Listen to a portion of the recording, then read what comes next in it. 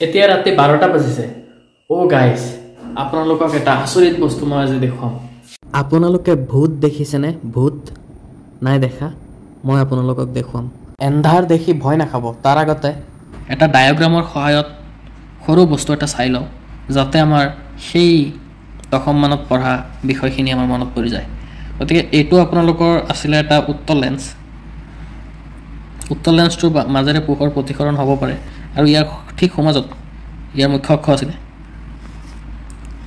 আৰু ইয়াৰে দুটা ফকাছ দৈৰ্ঘ্য থাকে এটা আছিল f1 আৰু এটা আছিল আপোনাৰ f2 আৰু তাৰ দুগুণ দূৰত্বত আছিলে 2f1 আৰু এইফালে আছিলে 2f2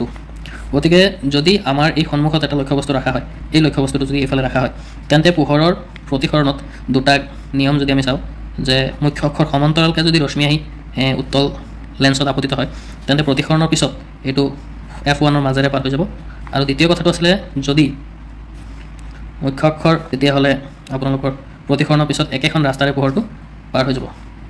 এই দুটা আপতিত ৰশ্মি আৰু এই দুটা প্ৰতিফলিত ৰশ্মি আৰু এই দুডাল ৰশ্মি এইটো অংশত কাটিব আৰু প্ৰতিবিম্বটো গঠন হ'ব এইটো ঠাইত এক্সপেৰিমেণ্টটো আমি দেখুৱাবলৈ আপোনালোকৰ সন্মুখত প্ৰথমে এইটো আমাৰ হাতত আছে এটা উত্তল লেন্স তাৰপিছত এইটো এটা আমাৰ হাতত কেণ্ডেল আছে জুই জ্বলাবলৈ এইটো হৈ পৰিব জুইটো হৈ পৰিব আমাৰ লক্ষ্যবস্তু আৰু এইটো আছে আমাৰ হাতত লাইটাৰ গতিকে বলক আমি পোনপ্ৰথমে এইটো জ্বলাই এইটো চাওক আমি কেণ্ডেলটো জ্বলাই দিছোঁ এতিয়া আমি এই লেন্সটো ইয়াৰ সন্মুখত ধৰিম এইটো আপোনালোকে চাব পাৰিব এতিয়া কিমান ধুনীয়াকৈ লক্ষ্যবস্তুটো ইয়াত ভাহি উঠিছে চাইছেনে এইটো চাওক প্ৰতিবিম্ব এই প্ৰতিবিম্বটো এই কেণ্ডেলটো এইটো লক্ষ্যবস্তু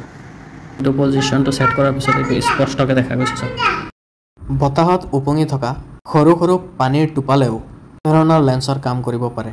তেতিয়া আপোনাৰ সন্মুখত ভাহি উঠিব পাৰে এনেকুৱা ধৰণৰ ভূতৰ প্ৰতিবিম্ব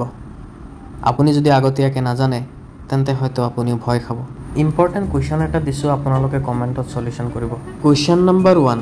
আইতাই কোৱা ভূতৰ কাহিনীবিলাকত ভূতৰ ঠেং দুডাল ওপৰ ফালে আৰু মূৰটো তলফালে কিয় থাকে ব্যাখ্যা কৰা হয় এইটো এটা কৌতুক আছিল কিন্তু আপোনালোকে ভালকৈ মন কৰিলে এইটো এটা ভাবিবলগীয়া কথা মই ভাবোঁ ভিডিঅ'টো চাই আপুনি যিটো উত্তৰ পাইছে এই উত্তৰটো যুক্তিসংগত উত্তৰটোৱে আপোনাক সৎ আৰু ওলোটা প্ৰতিবিম্বৰ ধাৰণা দিয়ে ভিডিঅ'টো চাই যদি আপোনাৰ ভাল লাগিছে কমেণ্ট কৰি মোক উৎসাহ যোগাওক আকৌ লগ পাম অন্য এটা ভিডিঅ'লৈ ধন্যবাদ